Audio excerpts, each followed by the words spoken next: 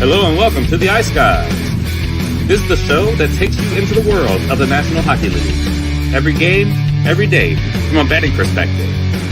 With pro sports handicappers, Ian Cameron, Alex B. Smith, and various guests from the world of hockey and sports betting. And now, here's your host, Ian Cameron.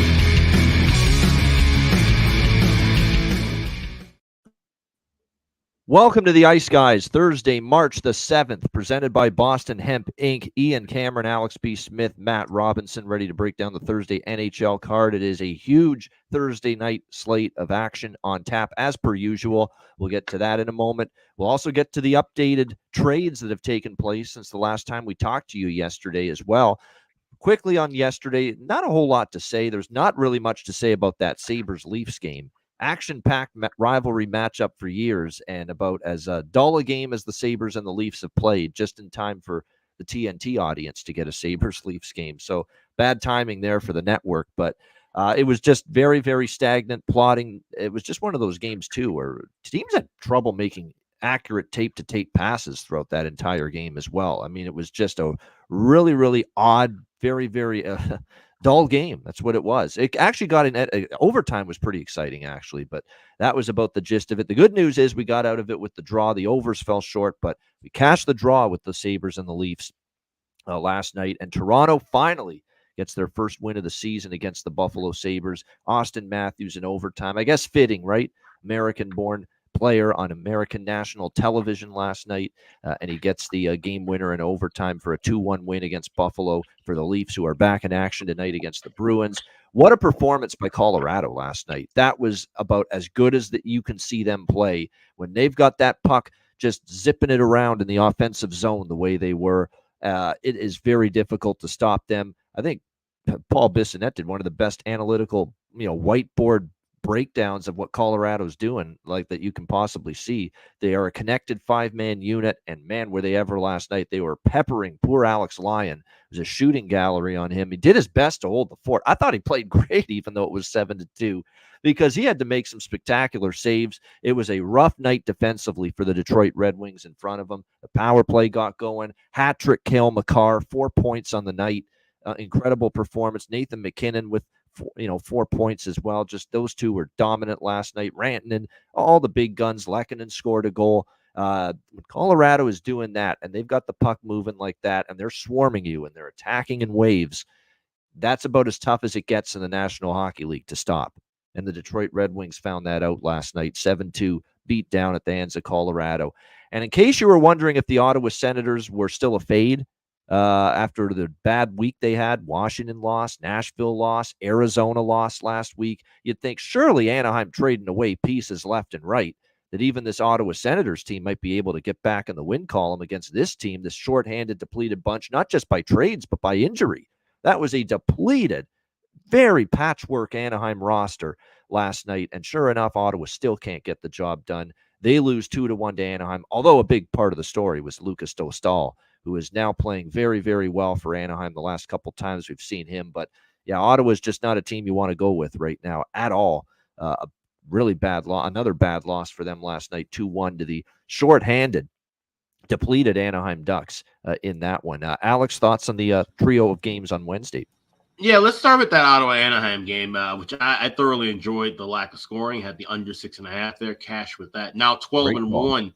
Last 13 meetings between those two teams, but Lucas Dostal is the sole reason why that cashed. He was absolutely electric, and it's interesting now as we're 24 hours away from the trade deadline and teams looking for goaltenders. Could John Gibson be on the move?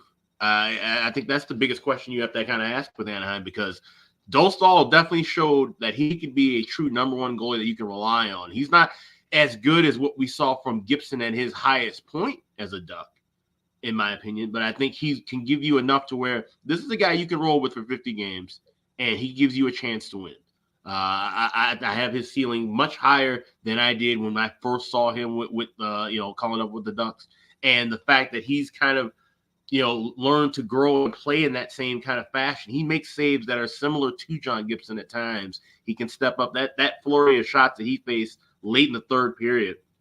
I mean, there was a chance right at the buzzer where Otto had a shot to tie the game, and it was a Dostal, big save that came through. He made some 10-bell saves late in that contest, and he showed to me, as he's been showing from the majority of his stars this season, that this is a guy who's made that jump up, and I think he deserves a real shot as this Anaheim team continues to build and grow. They're not going to be a playoff team next year. They're still in their rebuild. But I think Dostal's the guy. You give him the confidence, give him a full camp next year and say, hey, you are our number one goalie. We will get you some backup support.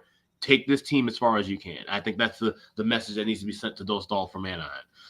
The Colorado-Detroit game, I mean, it's always fun seeing Detroit get blown out, even though I had the draw in that. But great win by Colorado.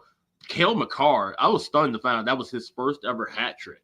And It was interesting. He scored the second goal. They were already kind of talking about it. Said maybe he gets it. Maybe he gets it. Sure enough, he scored right on the next goal. And he's rocking and rolling right now. And it makes everything look good for Colorado, right? You're wondering, you trade Bo Byram, such a talented defenseman. Well, if you got Makar playing well, and like I said, with Sean Walker, he fits in and plays a different role that's going to be needed down the stretch and needed in the playoffs. You need that grit and toughness that he brings.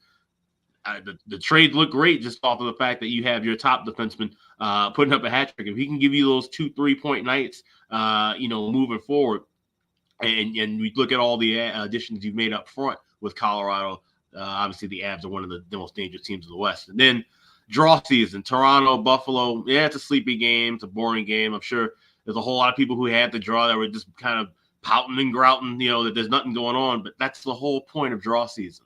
These are teams that just slowed it down. They put on the brakes. They're basically riding the brake throughout the third period. There was no gas at all. And it just cruised right in. And then we saw the intensity amp up in overtime. And Buffalo's not in that kind of a spot right now. Buffalo's not making the playoffs. You should beat Toronto. That's your rival. But for the Maple Leafs, that's a perfectly played game. Low energy, nobody got hurt, nothing crazy happened, and you got 2 points out of it. So that's the beauty of draw season, and that's why when you cash in plus 380, you can live with watching a 1-1 game for a couple hours. Yeah, I would have liked 3-2 Buffalo, as I said, because I had some team totals on the Sabres there. That would have been nice, and a Buffalo win would have been nice. But yeah, we'll take the draw. The draw is what salvaged something out of that game for me. We did hit the best game last night for me betting wise was clearly the Colorado game. We had the team total over for the Avs. We had the full game over, so it was good to have that. I know I felt I knew I was getting cold feet for a reason on the show yesterday about the over trifecta in Anaheim. And sure enough, it was played out there. I had locked it in already, though, and I'm not buying. It was a pain in the ass to buy out of it. So I said, I'm sticking with it. And as soon as all those trades were going down, I'm like, yeah, I don't know if I feel as good. And sure enough, that one ended 2-1. Matt, any thoughts on last night from you?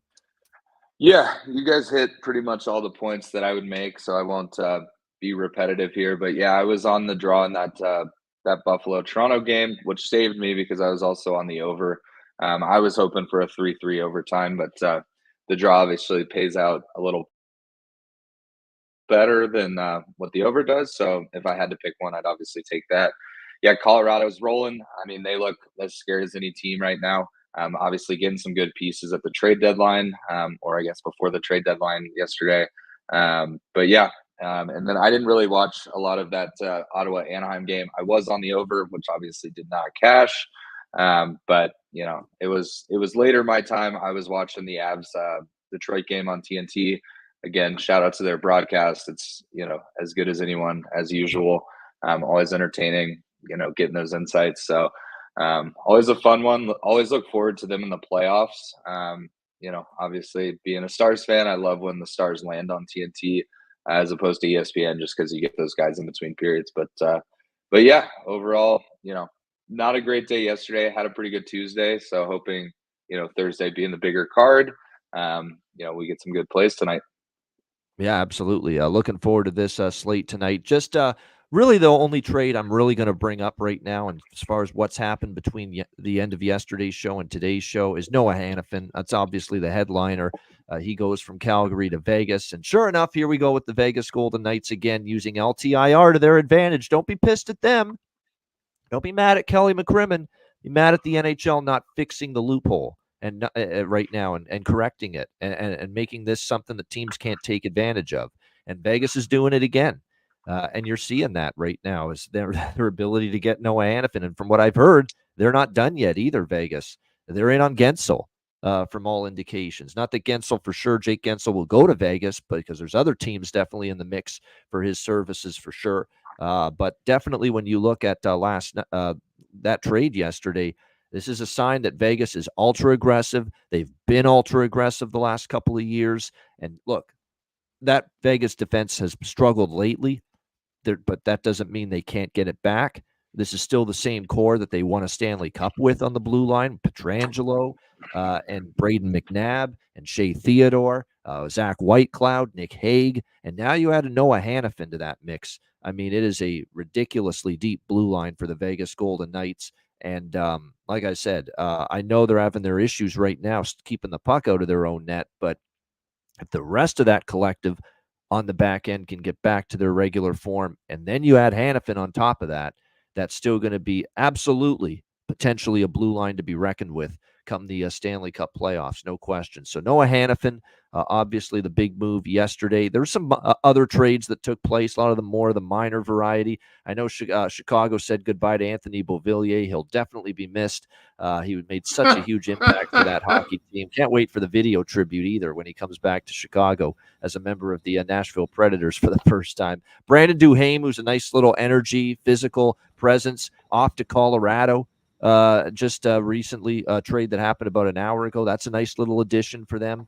Give them a little more sandpaper, physicality, forecheck, guy that'll be a pain in the ass to play against. So nice little depth move there for Colorado. Alex, did you want to touch on any of the trades the last 24 hours? Well, yeah, that trade, because that one I just saw first in the chat, and then I'm reading it on Twitter and also getting a text about it. I think that's a terrible trade for the Wild. They should have tried to re-sign Brandon Duhaime. He fits the mold of this team very well. He's a Bill Guerin kind of guy. He was a Dean Evison kind of guy, but he was able to kind of transform. And, I think he got lost in the shuffle when Hines came into town. I can't imagine that they're going to keep Hines long term. I don't know what the talks are with that. It seems like maybe he might have played his way into keeping his job for a couple of years. We'll see. But I think Duhaime's the kind of guy that, and Terry in the chat saying, yeah, if he resigns with Colorado, he's going to be a guy that could end up just coming back to bite you every single time. We saw that with Ryan Hartman when he first got moved from Chicago. He went to Nashville, and then even when he went to the Wild, he just gave the Hawks spits. I just feel like that's one of those kind of moves. That's a grit guy that I think the Wild aren't going to be able to just find and easily replace. Fantastic ad for Colorado, who we've already talked about all the pieces and things that they've done just in the last 24, 36 hours. Now adding this piece, this is a wonderful deal. So kudos to Colorado, and shame on Minnesota. I think you lost a player that you guys could have really built upon moving forward.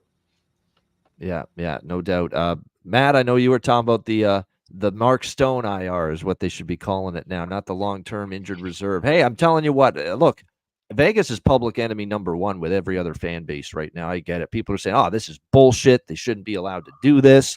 They're cheating. They're cheating the system. They're cheating the salary cap. And yeah, that's all true. It is. And it's kind of sucks. And it's kind of ridiculous and not exactly kosher what they're doing. This is not Vegas I'm pissed at, and it's not Vegas that people should be pissed at. Be pissed at the league for not taking care of this and stopping this from happening. Vegas has taken advantage of something they can take advantage of. And, it's if you're not cheating, you're not trying. This is trying to win a Stanley Cup, and they're going to do whatever means necessary to improve the team, regardless of the consequences. So, like I say, if people are upset with Vegas maneuvering the way they are, fix the loophole. Simple as that. Yeah, no doubt. Go ahead, Alex. No, you go back. Yeah, I was just going to say that 100% hits the nail on the head. I hate Vegas for doing it, but I don't blame Vegas for doing it, if that makes sense. As a rival team, it sucks to see. I kind of wish Dallas would have thrown Sagan on long-term IR, picked up a big piece, and then, rolled into the playoffs. Sagan be their game one. And then I think the other sort of anger that I see from other Stars fans, including myself and really across the league, is, they're not even being blunt or secretive about it as far as different players. It's Mark Stone every season. It's the same cycle, which to me, I mean, again, I get it. I get why they're doing it. It helps their team, have a better chance of winning the cup. But to me, it kind of if he's back again, game one of the first round, it starts to dig into me, like ethically, like I would feel guilty, sort of faking an injury, to help my team win. Again, if he's legitimate hurt and you don't see him until the second or third round, I get it. But first round, first game last year, that was a little, that was that was like if that happens again, I think you'll see a huge uproar as far as every other fan base, whether it's Dallas playing Vegas or the Avs or Winnipeg or whoever ends up lining up against Vegas. But yeah, those are my 2 points. I hate them for doing it, but I'm not mad at them. Like, I get why they do it. And just if Mark Stone is back game one of the first round, then to me, you start to worry about, like, ethically, like, how do you not feel like you're cheating at that point? Like, you're basically just taking a break from the season. It's sort of like the old Gronk situation where he'd come in like week 9, week 10, and then be fresher than everyone else in the playoffs, which if that's what you're doing, that's totally cool. But I don't think you should be able to be on IR if you're just like taking time away from the game. So yeah. Don't they call this load management in the NBA? Cents. That's all this is. It's load management, and then there's a roster loophole that allows you to get money from it. That's all this is. Mark Stone, he probably is hurt all the time. We've seen Mark Stone legitimately get hurt his entire career. He's 31. He skates around like he's 41 sometimes because he has had a bunch of injuries. So you rest him. Mm-hmm. You look at the rest of the guys now. Alec Martinez is a 36-year-old defenseman who's blocked about 10,000 shots that I can remember. You got to rest him. He probably is actually hurt. But the loophole allows these things to happen. So, like I said, don't hate the player, hate the game. And this is the way that the system works until the CBA is changed otherwise. And you got to like I said, be in it to win it. Like I said, Dallas had a chance to do something like that. They should have gone on and taken it. Other teams have a chance to do that. You should go on and take that. This is no one's giving you anything in this league. Yeah. So. That's right. It's a league issue, Brian. Right. That NHL's got to come in and stop this from happening. You can't blame Vegas for taking advantage of the opportunity they have to take advantage of it. But at the same time, though, we're talking about a guy with Mark Stone. And here's the thing: it could be the greatest guys ever because Mark Stone's always hurt, or it could be Mark Stone's actually just fucking hurt. We don't know. Yeah. Mm-hmm. So that's kind of the with Tampa Bay, it was a little bit more blatant because it was like, oh, Kucherov could have came back. Stamkos could have came back much earlier than they were. They just left them on IR the rest of the year, knowing that they were going to the playoffs and knowing they were trying to go for a Stanley Cup title. That made sense because the loophole worked. In this case, it may not actually be the loophole per se. It could be an actual issue that they're trying to prevent. And that's the thing. We're talking about in the modern days, especially with strength and training and health and different things. You're it's about preventing an injury. Right. And that's what the load management NBA argument is about. That these guys are trying to stretch themselves out for the long, save themselves for the long, knowing they're going to have all this condensed hockey. We talked about that gap in between the All-Star break. So there's no 5-day breaks anymore. You had all these teams playing these back-to-backs at home in Vegas and then flying to California, flying to Colorado, that up and down. So if you have the loophole there and you have a guy who does have concerns with staying healthy long-term in his career, then use the loophole. I think definitely they're using the loophole to their advantage, and it's there. They're taking advantage of it. NHL's got to be the ones to step in and say teams will not be able to do this again. And until then, Vegas is going to have that opportunity. And shout out to Goose in the chat. He's right that the NHLPA, they have access to all the actual medical reports. So there has to be medical back. You're talking about all kinds of fraud here in 2 countries. If you had somebody, doctors forging papers and shit. Now, not to say that it doesn't happen, but you'd be talking about this, being a legal issue moving forward if there was something of this, because you're talking about compensation for work. There's all kind of other loopholes that this could go into if this is just a whole scam of we're saving a guy for the playoffs. So there's business behind this as well. Yeah, there is. And like I say, Vegas, this is 2 years in a row. People are upset. But hey, it is what it is, and it's there, and they are doing their best to take advantage of the situation, no doubt. All right, let's get into Thursday's card. It is a big one here, as it usually is on a Thursday. We've got ourselves, I'm counting it up right now, 12 games, an even dozen on the slate. And we begin with a rematch of a game Monday night, the same 2 teams back at it here once again tonight.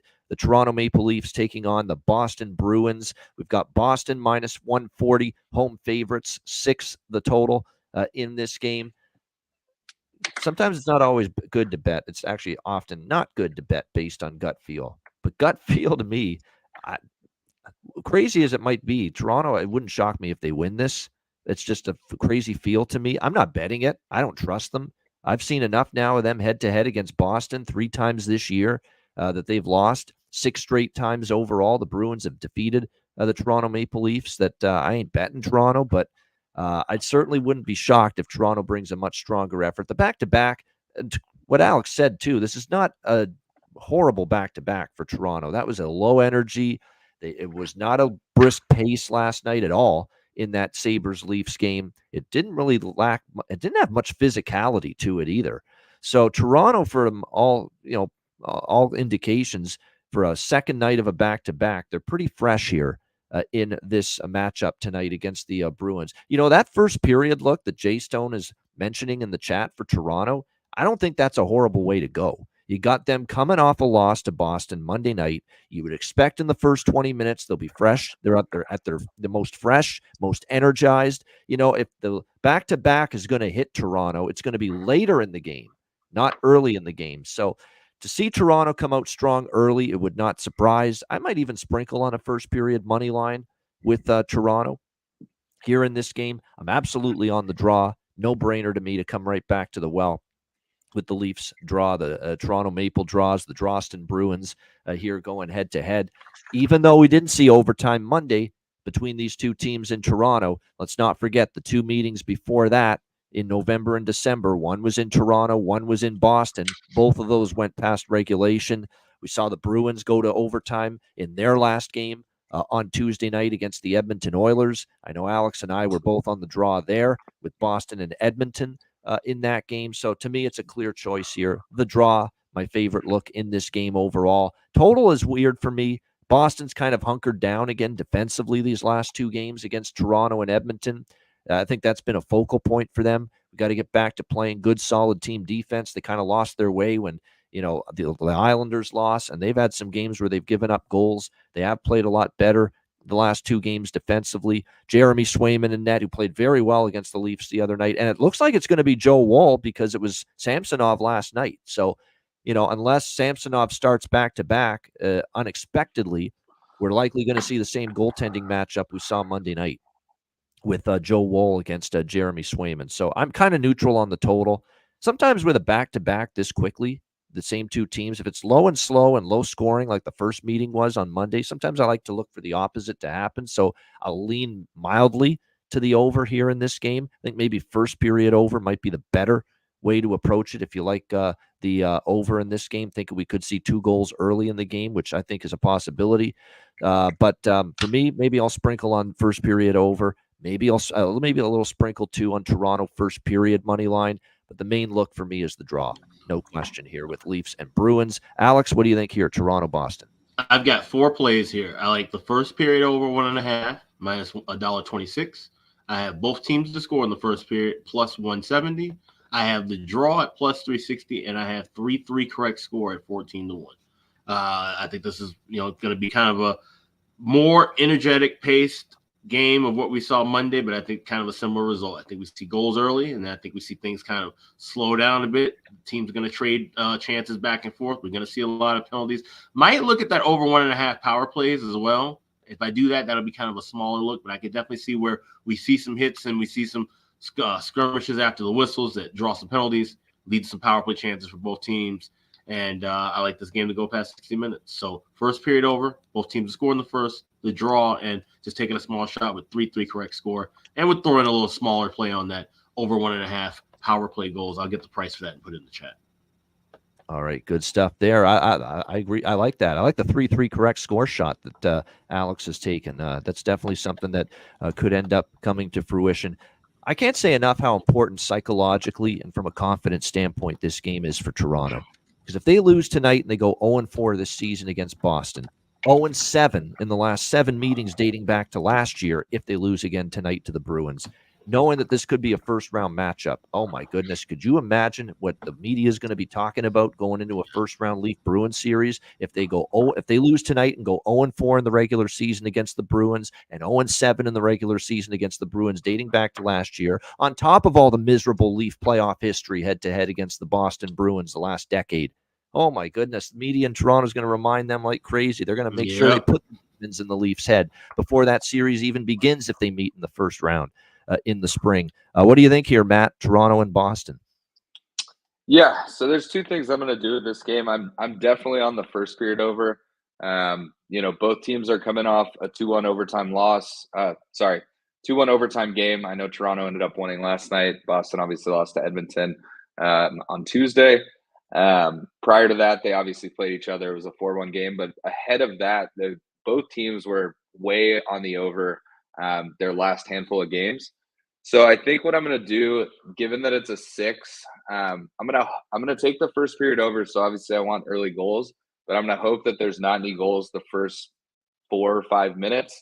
Try and get in at that 5.5, so that if it is a 4-2 game, we make sure we hit the over. But the 3-3 obviously works either way. So I may sprinkle on the draw. I think you guys have talked me into that, but coming into the game, again, with what's on the line, two teams that could end up in the playoffs matched up first round, I think it's going to be fast-paced early, and I think you'll see 2 goals in the first period. So that's the play I like the most here.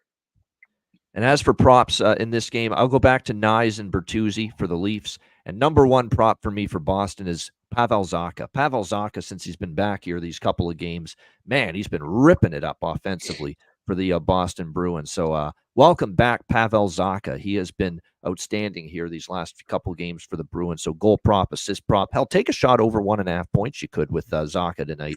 Really like what I've seen from him returning from injury for this Bruins team. Funny...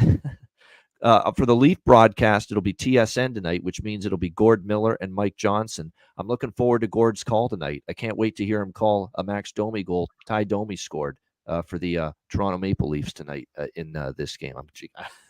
I'm kidding.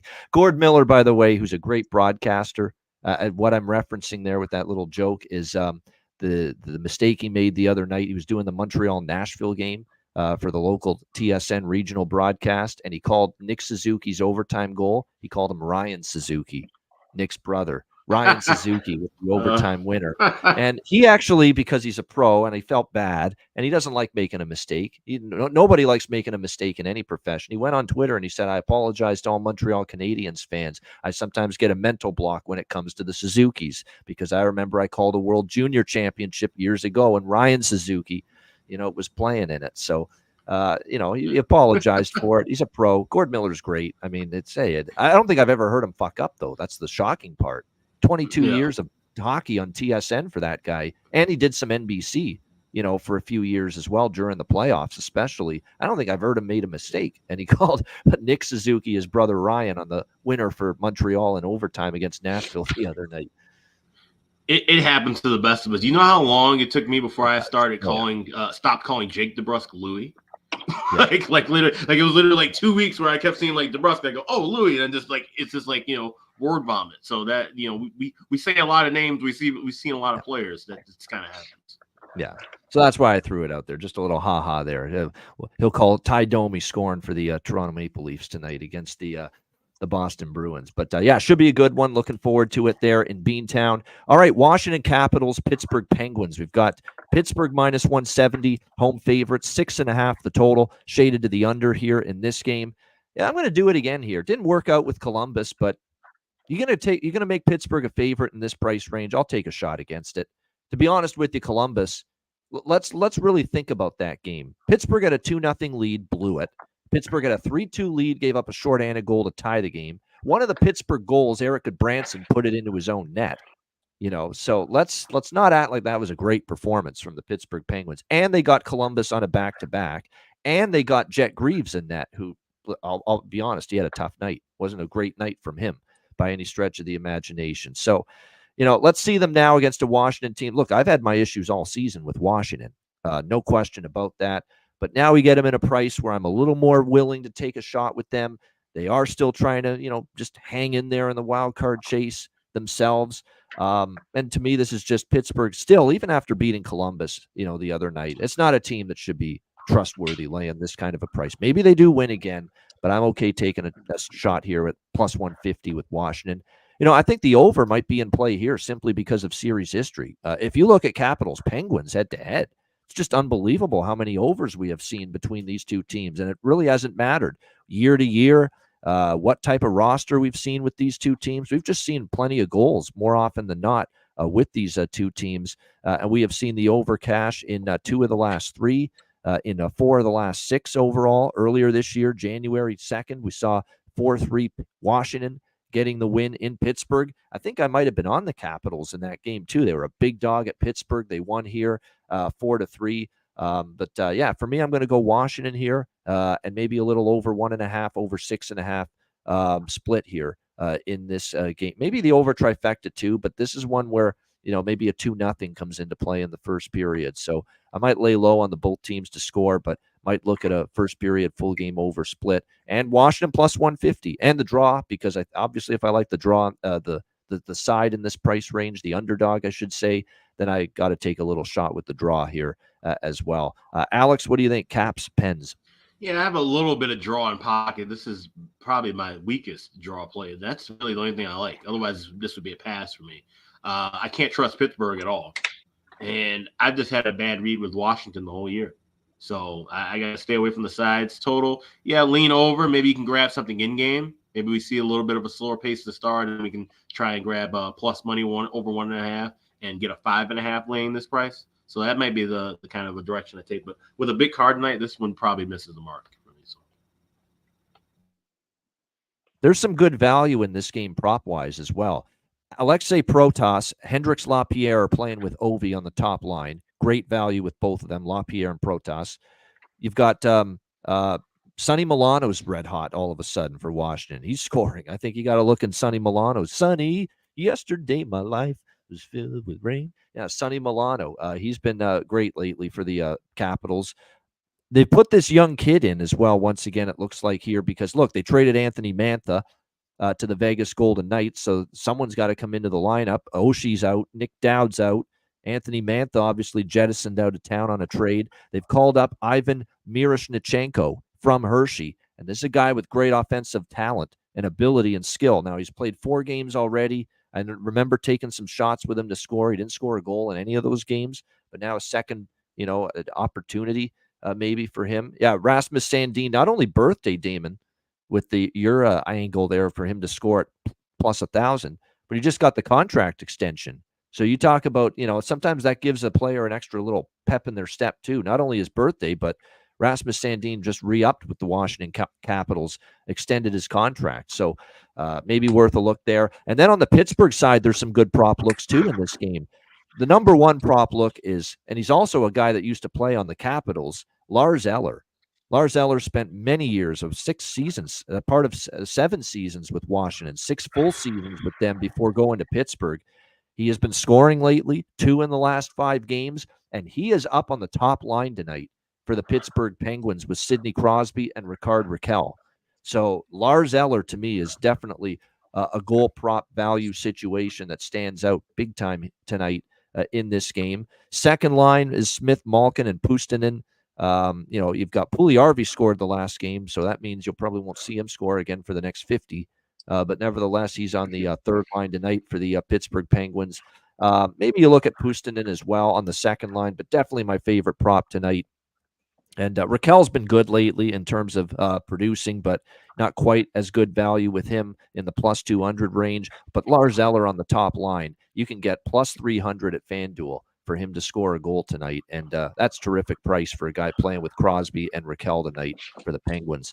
Matt, what do you think here in this one, Washington-Pittsburgh? Yeah, this may sound a little repetitive from the last game, but I like the first period over here. I think there's going to be some goals early. Anytime these two teams play, they typically are good, exciting games to watch. Just given the history, Crosby, Ovechkin, things like that. So I'll be on the first period over, and then I'm going to try and get the live over down to 5.5 if there is not a goal in the first few minutes. I feel like there, could very easily be 6 goals in this game. I don't hate it at 6, and I've found it at 6 on some sites, but 6.5 is a little high for me. And then typically when these two teams get together, I throw, just a couple bucks on like an OV Crosby anytime goal parlay, or maybe just each to get a point, something like that. I know they're both getting older. I know OV obviously had a slower start to the season, but has sort of picked it up as of late. And then Crosby, I saw in the chat, but I agree. He's looked a little weird the last couple of games, but he's still very relevant and it's very possible for him to get on the score sheet. So those are fun props to always play, just given the history of these two teams. But yeah, really just the first period over will be my only pregame play. All right, good stuff there. All right, Philadelphia, Florida.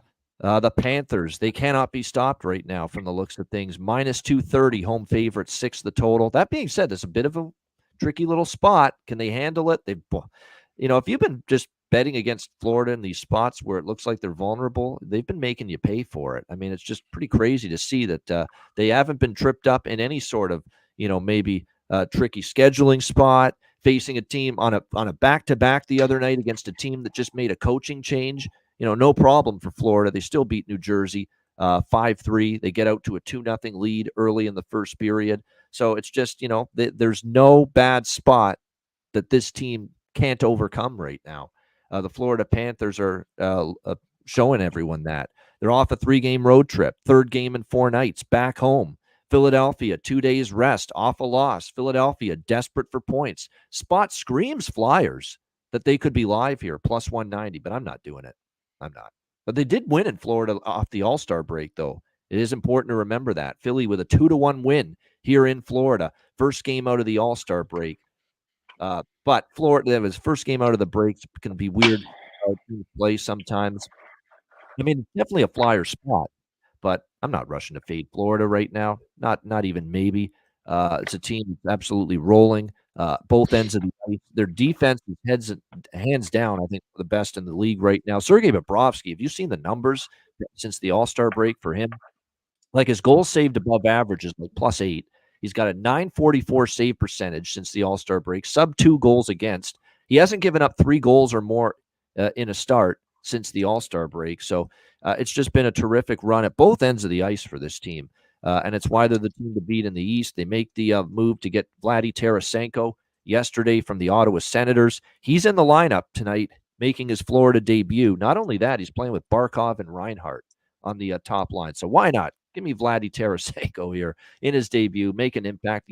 We did see him in the last couple games with Ottawa get on the score sheet too. So there's some good value there. Don't sleep on the Listerine man here. E2 Kuhlman, Lusterinen, Anton Lundell, even on the third line. They've been chipping in some offense lately for Florida as well.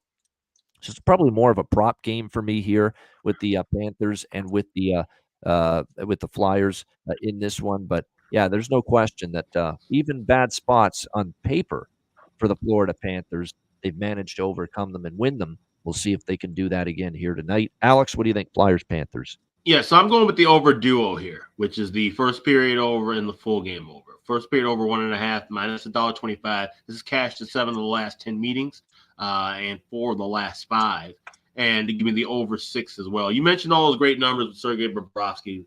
This does kind of feel like maybe this is one of those spots where he has kind of a little bit of a flat spot. Going against the old team, I don't think that's going to matter too much. But, this is a Flyers team, like I said, they're hungry to get wins on the road.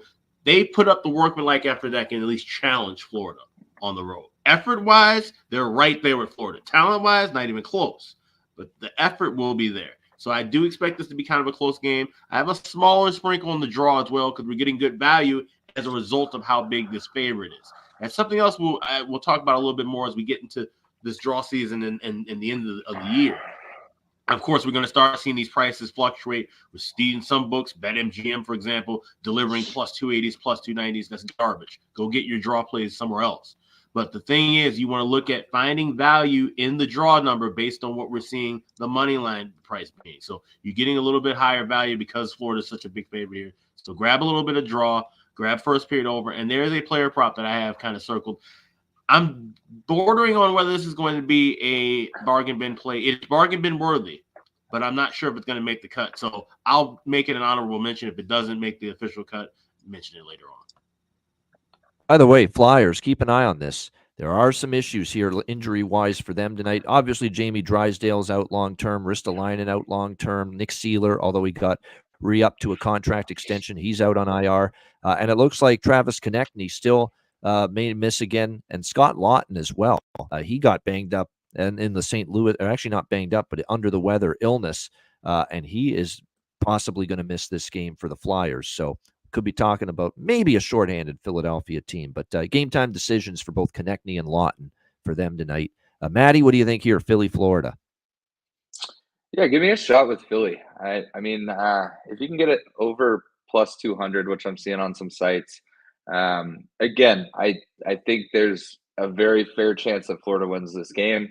It's really hard to bet against them on a 6-game heater, as far as, they've been even hotter beyond that. Obviously, they're at home. But I just think this is one of those weird nights where maybe Philly takes care of business. They get back in the win column. They need the points a lot more. I mean, Florida's in the situation where realistically they're cruising into a potential President's Cup. President's Trophy. President's Trophy. There you go. It's hockey. I've got a tweet up about the PGA Tour, so that's where the confusion. My buddy played in the President's Cup a few years back, but no. So the President's Trophy, and everyone knows how that curses. So maybe Florida takes a little foot off the gas. Like maybe they don't want to win the President's Trophy. I don't know. I mean, I think at the end of the day, any team would take that title, but there is some very superstitious hockey players out there, so they might be waiting on that. So give me the Flyers here. I'm going to sprinkle a little on the Flyers and a little on the draw because I am going to take them, obviously like plus 200. Don't really have a feel for the total, especially given how Florida's played defensively. I would lean under, but I don't bet unders, so I won't be doing that. But yeah, I'll be on the Flyers and the draw here. I think that's my only pre-play. Why not? Why not? Exactly. Why not? All right. Next up, we've got Calgary and Tampa Bay. I like it, though, that Matt's brave to take a shot, though, with Philadelphia in that game. All right. Lightning minus 150, home favorites, 6.5 the total here in this one. The Tampa Bay Lightning, a 4-3 shootout win against Montreal on Saturday night. Again, nothing is coming easily for this hockey team right now, especially at home all of a sudden. Since beating Colorado at home on February 15th, they then lost 4 straight home games to Florida, Ottawa, Washington, and Buffalo, of all teams. And even the Montreal game, I mean, it goes to a shootout, and they win 4-3. It's a close game. It's very, very up in the air. So even then, they're just fortunate to get by. That being said, there's always these trade deadline situations involving teams where, a key component of the team is traded away, like it was for Calgary yesterday with Noah Hannafin being sent to Vegas. And you wonder what that does now that it's official. It's sinking in now. Wait a minute. We've lost, one of our best defensemen. And all of a sudden what it does to not only the dressing room, but the blue line, and I know they're still in the mix, but all of a sudden you look at what they're going to have on the blue line tonight. Rasmus Anderson's got to play more minutes. Jordan Osterley now, you're talking about him as a top pair defenseman tonight for Calgary. Oliver Shillington, Mackenzie Weegar, Joel Hanley, and Braden Pahal going to round out the blue line tonight for the Calgary Flames. It's a big loss, Hannafin, because he's been good at both ends of the ice. We know what he's going to do for Vegas and their blue line. So feels like Tampa Bay gets them tonight. I'm going to take Tampa first period puck line in this game. They've won 4 straight against Calgary at home. Calgary beat them at the Saddle Dome earlier this year, 4-2 back in December. But in Tampa, we've seen Tampa win 6-3, 4-3, and back-to-back 4-1 wins over Calgary the last 2 meetings. And I know the last time they played last year, it was 1-0 Tampa after the first period. So I do like that first period puck line on Tampa Bay. Nice plus price on that. I would lean to the full game money line too. I might sprinkle on that, but I don't love the price at minus 150. But I do think Tampa wins this game. I think it's a tricky, just overall situation for the team coming into this game tonight against Tampa Bay. First period puck line, maybe a smaller piece of the full game money line too with Tampa here in this game tonight. Alex, what do you think here? Flames, Lightning. You know what? I'm going to take this chance with 2 games tonight. This is one of them. I like Tampa Bay in regulation, minus $1.10. We've been loving our draw season. It's been profitable for us, but no draw tonight, says Alex. No, Not so no fast draw with the here. draw here. Yeah, no draw here. I like Tampa in this spot, and I think Tampa can take care of business. I think we're going to start to kind of see the, kind of cooling down, if you will, the Calgary Flames, the kind of more of a smoke, if you will, than flame with this team. So Tampa at home in a spot where they really desperately need to get points. I think they get 2 of them. Give me the Bolts minus $1.10 in regulation. No draw. There we go. Yeah, Russell. See, we shock you. Alex shocks you every now and then. Throws a curveball every now and then at you. What do you think here, Matt? Calgary, Tampa Bay. Yeah, I'm in the same boat as far as Tampa Bay, but I'm going to play it a little bit differently. I'm going to take the Tampa Bay team total over 3.5. It looks like it's like right around even money, minus 105. Given Calgary's kind of in a shitstorm, they do still have a great goaltender, but I like Tampa Bay to score goals at home. I think the money line's a safe play. I think that the first period puck line is also a safe play.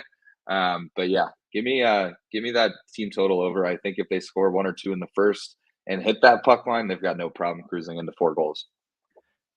I might put a little something on that too. My only concern is we get 3-1 Tampa, and Markstrom plays well enough to keep them below 4, which he's capable of. But that is a weakened blue line minus Hannafin for Calgary. There's no question about that. Everyone's got to play more minutes. Jordan Osterley's a nice player. He's not a top pair defenseman. And unfortunately, it looks like he's going to be top pair tonight for the Calgary Flames in this game. So, like I say, and it's a nice situation for Tampa. They've been at home since Saturday is when they played Montreal. They've had 4 days off. They're ready to go, chomping at the bit. They've got 2 more home games after this. So it's an extended stay at home for them. So get practice time in, heal up a little bit. So it's a good situation here for Tampa. And hopefully they come out flying, which is why I like the first period puck line here tonight with Tampa Bay more than anything in this game. That being said, as far as props go, just because I'm on Tampa Bay doesn't mean I don't like some Calgary props. I mean, for me with Tampa Bay, I would really stick to the main big guns, the catalysts, Point, Kucherov, Stamkos. For Calgary, though, I want to point out there is some value tonight. Kuzmenko on the top line now with Kadri, and Jake Peltier moving up to the top line with Nazem Kadri. So with Kuzmenko, who did score a couple goals against Seattle the other night, and then Jacob Peltier on the other flank, the other side with Kadri, there's some value, I think, with both of those guys tonight for the Calgary Flames in this matchup against the Tampa Bay Lightning, no doubt. All right, next up, we've got Montreal and Carolina.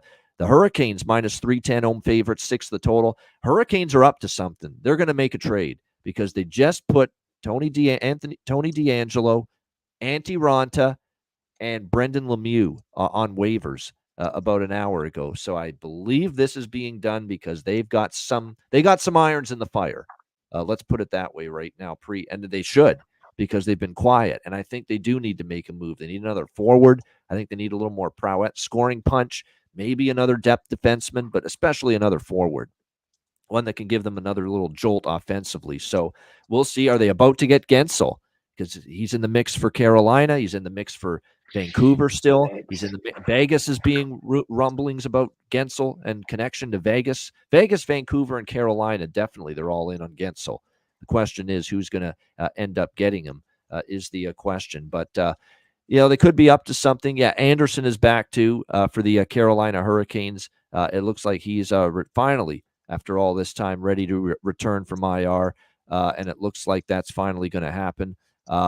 But it's expected to be Pyotr Kochetkov in net tonight. Not confirmed, but Kochetkov projected. Sam Montembeault in net for the Montreal Canadiens here tonight against this Carolina Hurricanes team. Remember, it was Jake Allen, believe it or not, who got the win for Montreal in that stunner the other night, beating Nashville, ending their 8-game win streak with a 4-3 overtime victory in that game with that crazy fluke goal they had. Don't look now, Montreal's gone to overtime or a shootout in 3 straight games coming into this matchup tonight against the Carolina Hurricanes. So for that reason, I'm going to sprinkle just a little bit on the draw. I mean, I'm not sure Montreal will push it into draw territory, but we're talking about now a 3-draw streak here now for the Montreal Canadiens going into this game. I mean, I definitely think Carolina wins. They've beaten Montreal 7 straight times. they've definitely had the advantage head-to-head. I don't necessarily trust Montreal off a win. You actually go back and look, their results off a win lately have not been that good. But to me, there's not really much I'm doing with this game, side or total. Montreal's been trending over, but I don't know if that's going to continue tonight. I could see this also being lower scoring with Kochetkov in net. So just a small draw bet for me pregame. Maybe some props I'll mention in a moment, but for side or total, just a small draw bet for me here with the Habs and the Canes. Alex, Montreal, Carolina. Yeah, I mean, at this draw price, I'm seeing anywhere between plus 410 at FanDuel to 450 at Caesars. It's worth grabbing the draw. Yeah. Can the Habs hang with the Canes long enough to 60? They possibly could. And this is a Carolina team, like I said, now with all these possible moves being made, you got to be really careful, especially talking about laying 310. You shouldn't be laying 310 with anybody, but you got to be very, very careful with Carolina, I'd say, the next 3, 4, 5 games, because there's going to be turnover, especially you start talking about a Jake Gensel kind of a move, and we start seeing 2 or 3 guys moved out of there. That's going to take some time for that team to gel. So I'm going to be a little bit kind of cautious with the Carolina games. I'm grabbing the draw strictly out of value and just kind of passing everything else. All right. How about you, Maddie? Montreal, Carolina. Yeah, definitely a pass for me as far as sides, totals. Even Carolina team total over is not worth the value in my opinion. It's like minus 155, minus 160. I could see it being low scoring. So really the only bet I'll be on, and I can say it now because it's not my bargain bin, although it's bargain bin worthy, is of course I'll be on a Stefan Nason anytime goal scorer prop, just because, it's Ice Guys show day. Carolina plays. It's sort of a system play at this point. So that's true. Yeah, the Matt Robinson when Carolina plays and he's on the show, Nason scores. That's happened multiple times. We'll see if it can happen tonight. Prop wise, Slavkovsky I've mentioned, but I'll throw out anybody on that second line right now for Montreal. Yoel Armia, Alex Newhook, Josh Waugh. Those guys have actually chipped in lately, and you're going to get great prices with any of those 3, Waugh, Newhook, and Armia for Montreal. So I might look at a couple of goal props involving that trio tonight. For Carolina, I like Teravainen. He's heating up. He's on the top line with Aho and Svechnikov. His prices are better compared to those 2 guys. He's got goals in back-to-back games, points in 4 straight games. And look, Kotkaniemi's been banished to the 4th line, but he is playing against Montreal, his old team, the one that didn't match the offer sheet years ago to keep him. And that's why Carolina ended up getting him. So incentive will be there to score, but he is down on the 4th line, and he's been struggling, to put it mildly, here for the Carolina Hurricanes. He's got 1 goal since January 24th, over a month ago. So it's been a rough go for Jesperi Kotkaniemi. So we'll see if that angle facing his old team is enough to propel him to some better offensive output than we have seen from him in recent really over a month. Next up, we've got Edmonton and Columbus. Edmonton minus 280, road favorites, 6.5 the total in this one. The Blue Jackets, believe this is going to be 3rd game in 4 nights for them. They had the back-to-back with Vegas and Pittsburgh. Home win against the Golden Knights, 6-3. Road loss against Pittsburgh the next night, 5-3. And that was the game where Jet Greaves started. Tough night for him. Pittsburgh took advantage of, obviously, a team on a back-to-back, but Pittsburgh still made their mistakes, and Columbus had a boatload of chances there in that game as well. We'll see if that can carry over here to this matchup tonight with the Blue Jackets and the Oilers, even though the Oilers have certainly clamped things down defensively in a big way during this 5-game win streak. They've given up 2 goals or less in all 5 victories to LA, St. Louis, Seattle, Pittsburgh, and Boston. We'll see if they can maintain that level of defensive prowess tonight. If they are to do so, they will be doing so with Calvin Pickard in net. He'll be starting for the Edmonton Oilers. No Skinner tonight, although it's worth noting, Pickard in his last 8 starts, 7-1, 2.13 goals against, 914 save percentage. He's been good. He's been good. Can it last is the ultimate million-dollar question when it comes to Cal Pickard. But right now, he has been playing well. There hasn't been that much of a drop-off, at least at the moment, from Skinner to him. So we'll see if he can maintain that tonight. It looks like Daniil Tarasov will be back in between the pipes for the Blue Jackets. Of course, Merzlikins remains day-to-day. I was pretty sure we weren't going to see Jet Greaves tonight, so it makes sense that Tarasov is in net. Hasn't been great. His numbers still aren't very good this year. 3.58 goals against, 891 save percentage. But he has allowed 3 goals or less in 4 straight starts, and he did get a victory against Vegas, although they gave him a lot of run support, to steal a baseball term. 6-3 in that victory for Tarasov and the Blue Jackets against Vegas early in the week. This is an interesting one. This really is, because for Edmonton, they are rolling along. It's a tough case to make right now to maybe step in front of them. But this spot, is one where you're coming off a huge game against Boston. You got Columbus here. Now, the next game's at Buffalo. I wouldn't say that's a big-time look ahead. But this is a tricky little spot here to me. We'll see if Edmonton can maintain their focus. One thing I want to point out, too, in Columbus, this team's had some trouble. Last 2 visits to Nationwide, 5-2 Jackets, 6-5 Jackets in both of those games. And look, when you look at Columbus, rather, their home results lately, 6-3 against Vegas, showed the ability to put in goals, 3 straight overs as well for this Jackets team.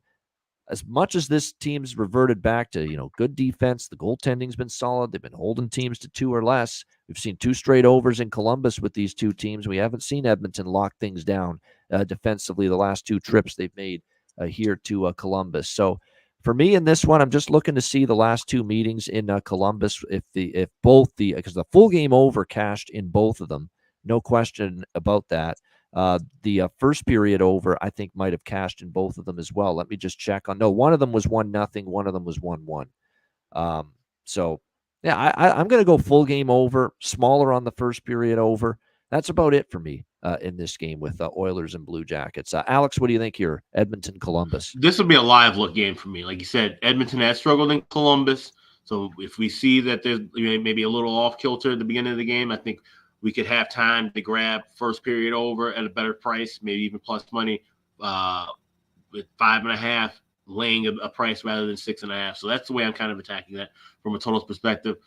Props, I'm dabbling with the idea of, and this won't be a bargain bin, I'm just going to play both of these guys and split it up with smaller units. But I'm taking a shot at that whole first Oilers goal. So this would be listed as first away team goal or first Oilers goal, depending on how your book has it. But I'm splitting it up between Zach Hyman and Leon Draisaitl. You can get plus 500 with Draisaitl, plus 550 with Hyman. Those have been your 2 guys to give you the first goals for Edmonton in the last 6 games. I mentioned the 4 or 5 streak when we cashed with Hyman. But in those 3 other games that are in that gap, it's been Leon Draisaitl to give them the first goal. So I'm just going to kind of keep it simple. Smaller shots on those 2. One of those 2 guys to give me the first goal for the Oilers. And be looking for some in-game looks on the first period and full game overs. Yeah, definitely. I want to point out, too, with the card today, very low units for me. It's going to be, we're still going to have volume. The volume will be there in terms of the number of bets. But the wager amount per bet, it's down today compared to most days for me. And it's going to be that way tomorrow as well. Maybe even Saturday, because the players are coming in, going out. Lineups are juggled. Lineups are shuffled.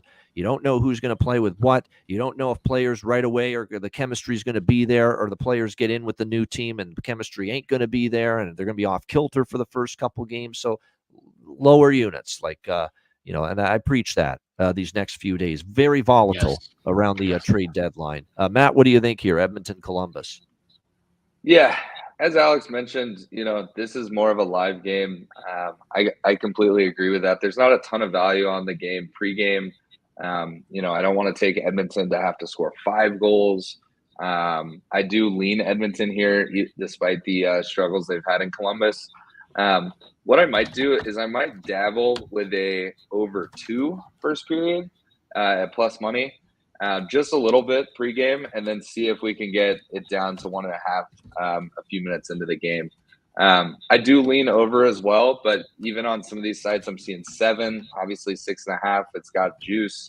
So that's something you can look at live. If there's some pace to this game, if Columbus chips in a little bit in the first, things like that. But yeah, really the over 2 first period is all I'm going to look at pregame. All right. Yeah. Adam Henrique with his Oilers debut. It's just a habit of mine that I dabble on the player making his debut to score and make an impact. So I did take a little Henrique. I do want to point out Zach Hyman just rolling along, just incredible stuff from him. Continues to produce. Looks like don't sleep on Fogle, McLeod, and Perry.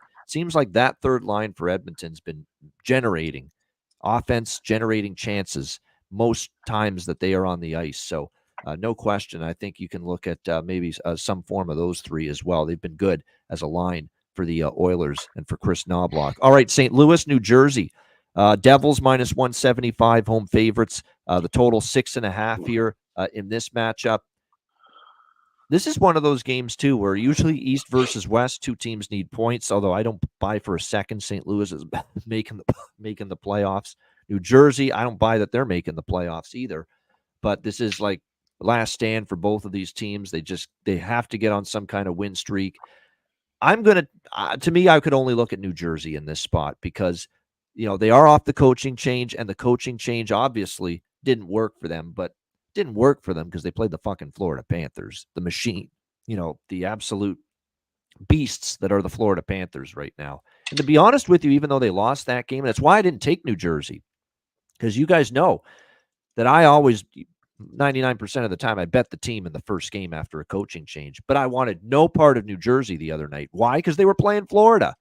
Road Warriors, can't be beat, dominating, still finding ways to win in tricky spots.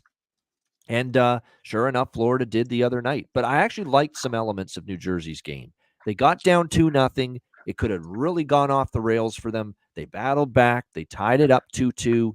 And then Florida went ahead. They tied it up again. And then eventually Florida went up 4-3 and 5-3. But they responded.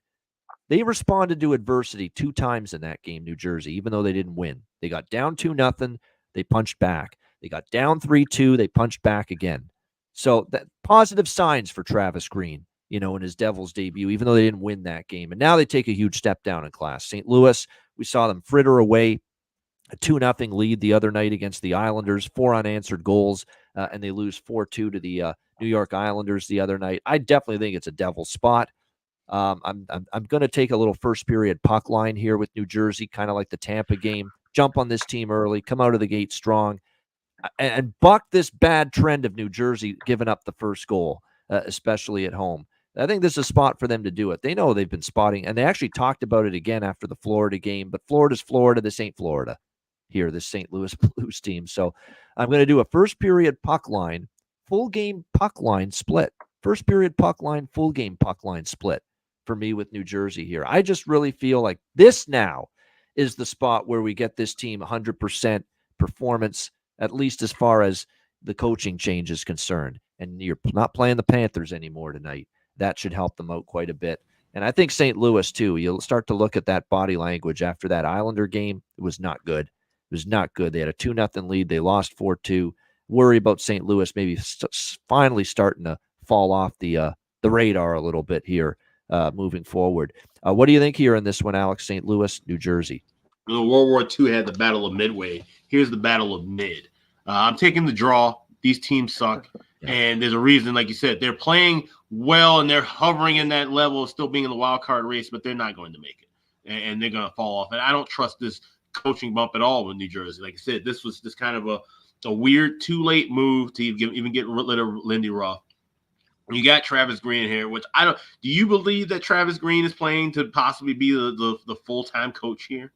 Or that he's going to be sticking around? I don't think so either. I don't think it's going to happen. Yeah, no. I don't think there's a coaching bump. We saw one in St. Louis, we saw one in Edmonton, we saw one in other places. I think this is where I think that trend stops. The trend of a coach coming in and all of a sudden the team getting hot right now. If I were to play a side here, it would be St. Louis, but I don't trust St. Louis's form either. So it's the draw at plus 380, and this is a game I probably won't even watch for a second.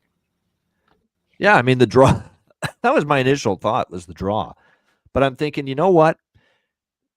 This is now, because that's about as bad as you could ask for, the first game with the new coach, when you're coming off a road trip and you're facing the Florida Panthers. And I said, there's no way I'm betting New Jersey with the new coach angle. Against that team, that's no way.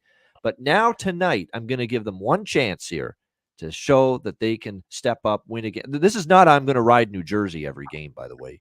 This is one night tonight. Yeah. I'm taking them against St. Louis because I think they can beat this team. I don't like what I'm seeing from the Blues. But it's not like if they win tonight, it's not like I'm back on New Jersey the next game, automatic. Not a chance. Not for sure anyway. Let's see what happens tonight. And if they lose tonight, I'm definitely not going to be on them the next game. So this is just a 1-game spot for me. New Jersey, we can give you a mulligan for losing the first game and the coaching change because it's Florida. This ain't Florida. Do your job. What do you think here in this one, Matt? St. Louis, New Jersey. Yeah, this one's tough. I mean, again, both teams technically are still in it, but I don't feel good about either of them. I think I'm going to keep it simple and just take a first period over, given that both teams, want to come out and score early.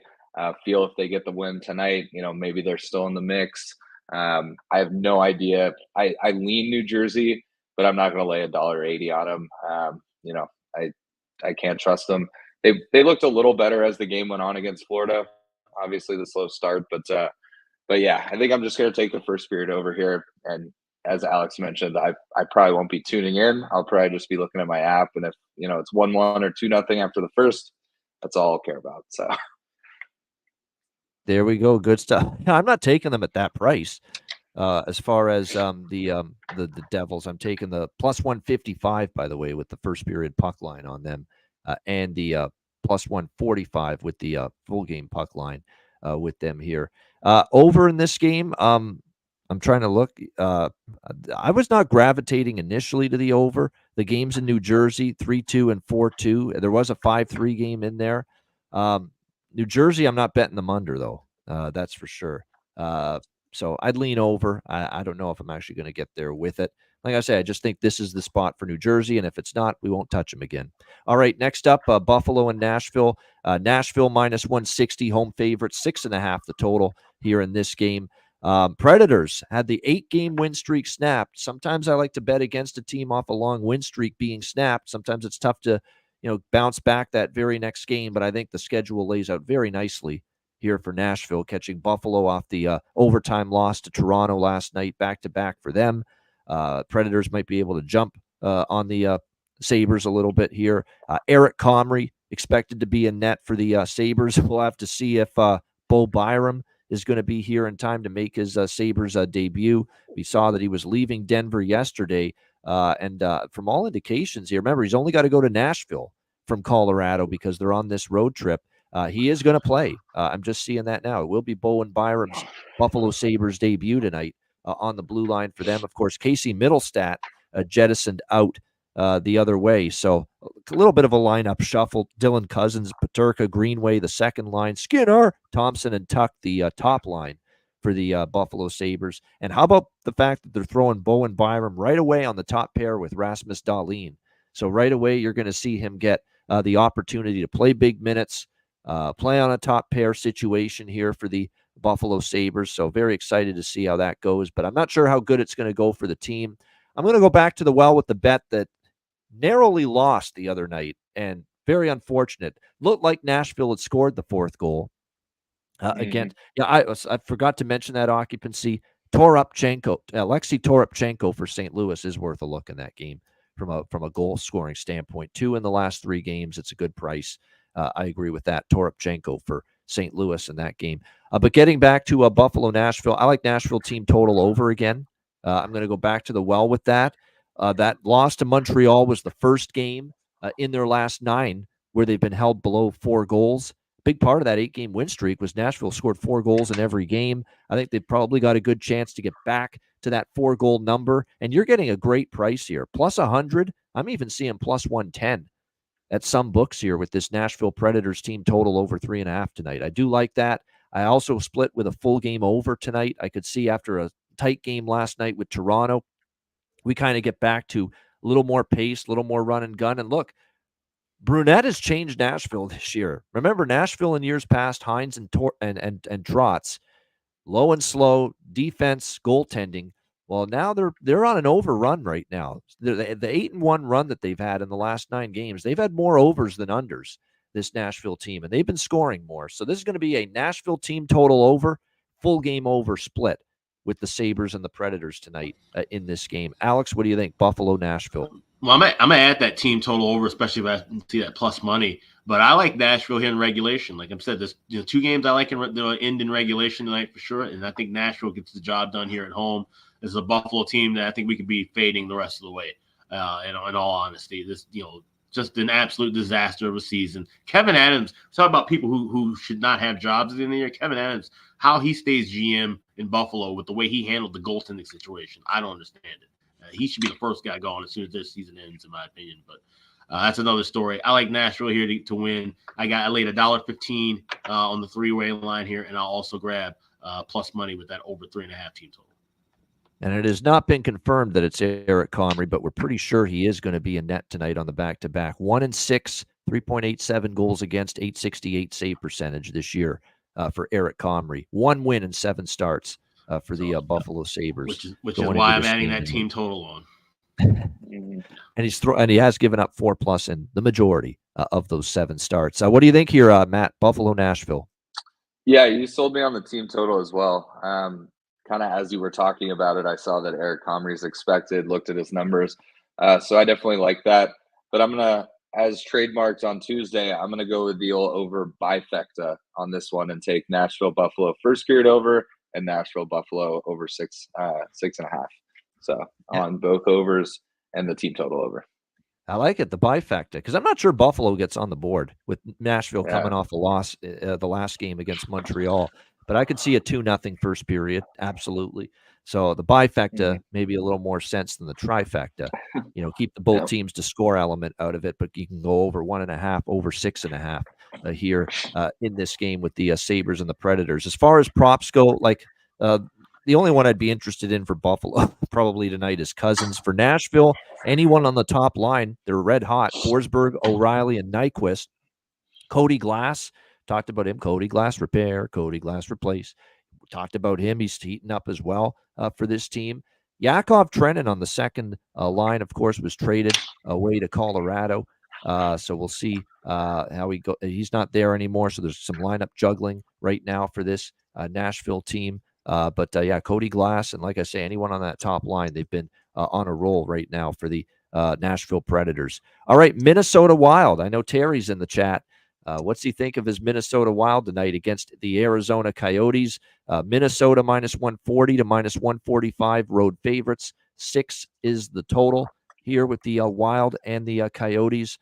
Minnesota coming off a 4-3 win against San Jose on Sunday. Not easy, not pretty, but effective. That's what they call it because they fell behind San Jose in that game, but they found a way to win.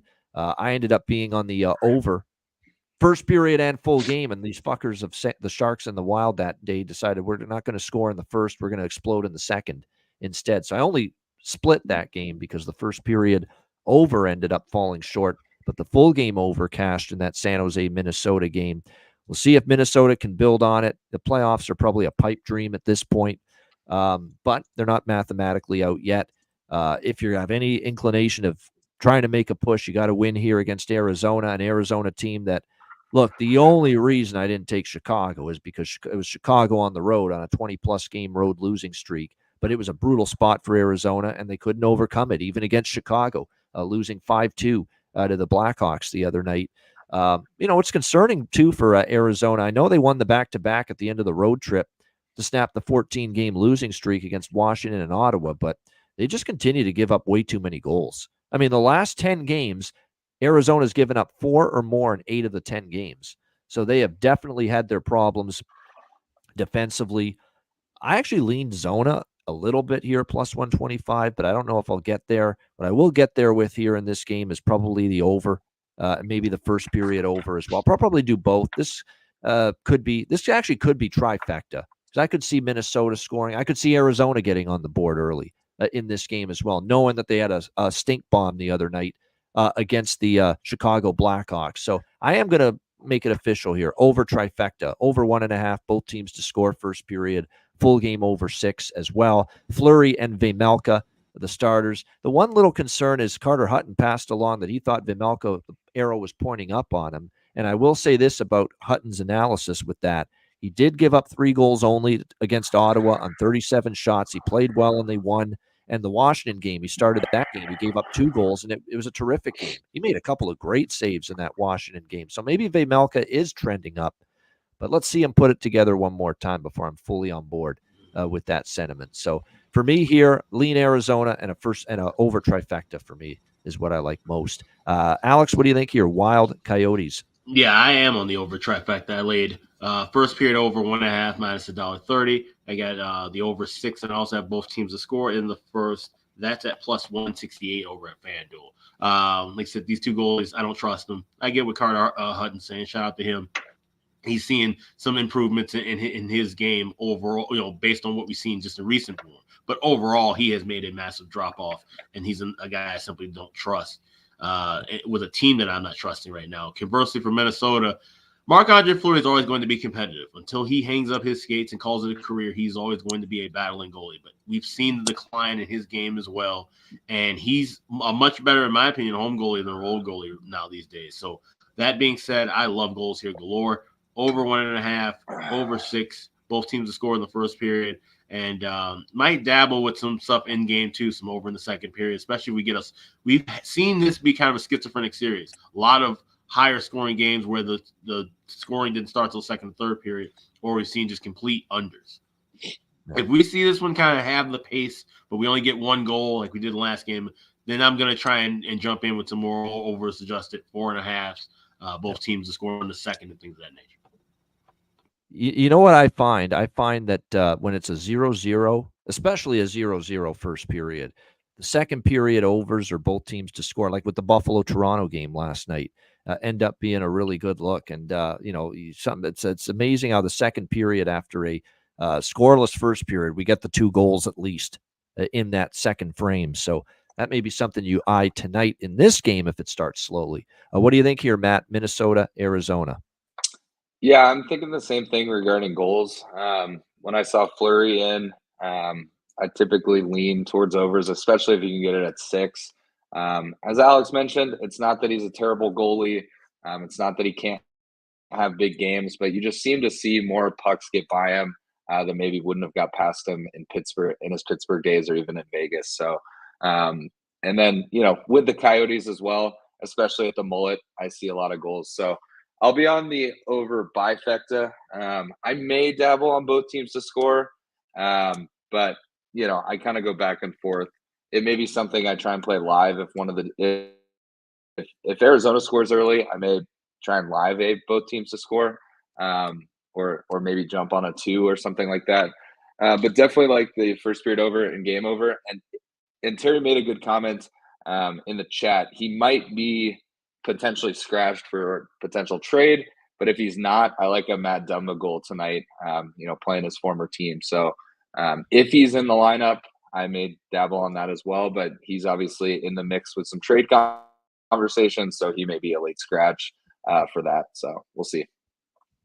All right, we will see indeed. Matt Dumba, again, linked in trade talks indeed. We'll see if he gets dealt before tomorrow's deadline. What a fucking wild show that's going to be, no pun intended. Tomorrow, Beantown Friday, 2 p.m. Eastern time, an hour before the trade deadline. That'll be a lot of fun as all the last-minute trades come flying in. All right, arguably one of the games of the night for sure, Vancouver, Vegas.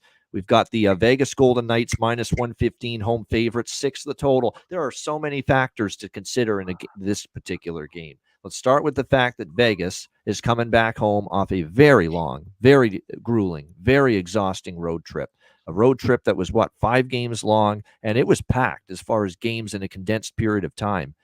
On that road trip, they ended up playing 4, 5, 6, 7, 8, 9, 5 games in 9 nights. Through Ottawa, Toronto, Boston, Buffalo, Columbus, a dismal road trip, 1-4 on that 5-game road trip for the Vegas Golden Knights. Now they're back home. It's Malinsky special off that road trip. Now there's another element. The counter argument would be, well, did we see Colorado last night make some trades earlier in the day? Yes. And how did they come out against Detroit? The dressing room was revitalized, reinvigorated. People are like, hey, look at our GM is going for it, going for another Stanley Cup, making our team better. And Detroit and Colorado just pummeled Detroit last night.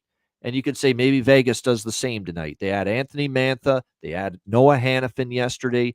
2 big additions to this Vegas Golden Knights team. Yeah, they're going to ride that adrenaline wave and that seeing the GM build this team and improve it. And now they're going to turn things around. But they're not playing good defensive hockey. And another thing to factor in, Colorado didn't have those new guys yet yesterday when they beat Detroit.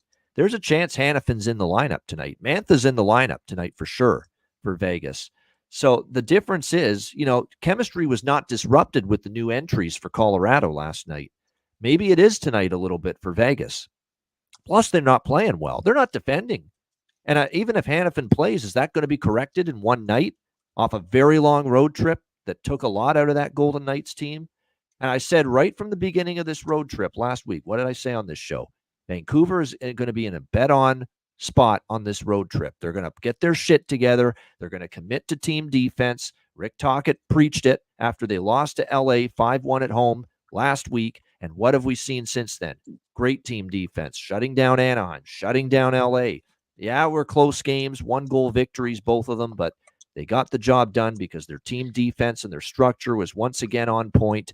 And, of course, Thatcher Demko, outstanding in the last game in particular when they beat the LA Kings. So I ain't stepping in front of Vancouver. I haven't bet it yet, but I'm close to moving on Vancouver here, minus 105. Certainly that would be the side for me in this game. Throw out all the noise.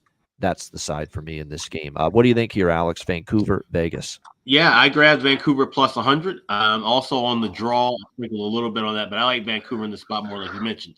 This is a different spot. Vegas, like I said, haven't been playing the best of hockey. They will have pieces coming in.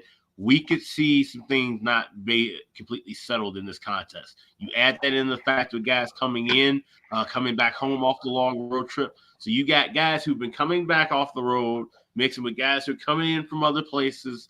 Everything's just kind of just discombobulated. I can see Vancouver jumping out, getting an early lead. So I also like the first period over in this minus $1.20. We've seen this cash in 7 of the last 8 meetings as well. So first period over, Vancouver at plus 100. I like it all the way up to minus $1.05, $1.10.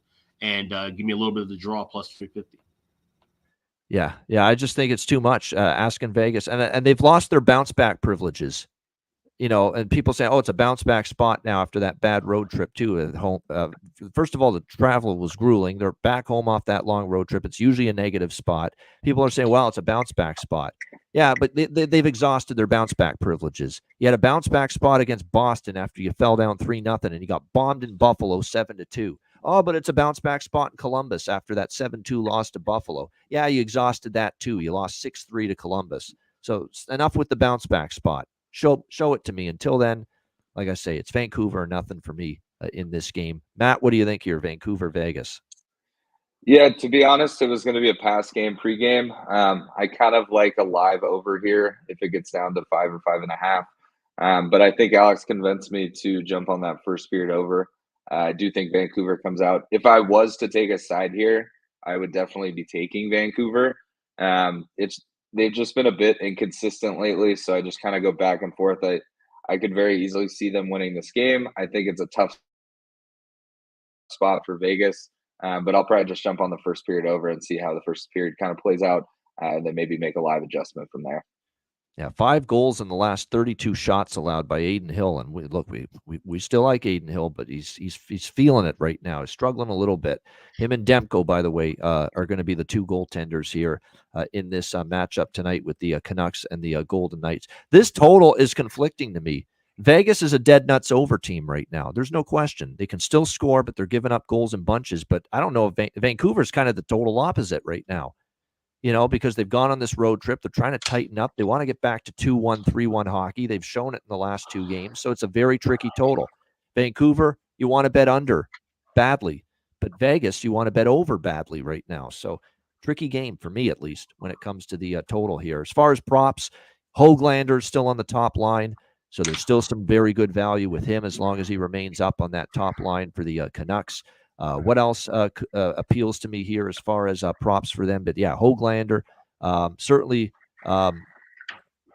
Besser has been heating up lately. Vasily Podkolzin looks like he's back in the lineup tonight with Lindholm and Garland on the third line for Vancouver.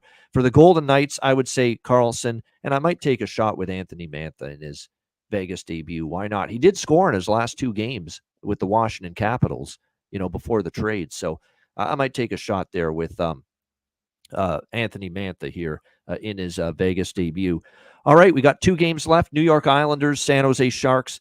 Islanders minus 280 road favorites. 6 the total here, shaded to the over in this one. The Islanders, Ilya Sorokin, look who's back in net tonight for San Jose, guy that nearly beat Matt's Dallas Stars on Saturday night in Dallas. Magnus Corona confirmed in net tonight for the San Jose Sharks. Not Kaapo Kahkonen. To be quite honest with you, Corona's start against Dallas on Saturday was better than anything we've seen out of Kaapo Kahkonen lately. I honestly can't fault David Quinn for this move. I'm not saying Corona is someone we should trust, but he's actually maybe a slight upgrade from Kahkonen right now. I'm dead serious. Like, Kahkonen's been an absolute unmitigated fucking disgrace and embarrassment in recent games. Like, can Corona really be worse than that for the San Jose Sharks right now? I'm not so sure. They've lost 8 in a row, 7-6 against Dallas. What a crazy game that was the other night. 6-3 lead disappears, and they lose 7-6 in overtime.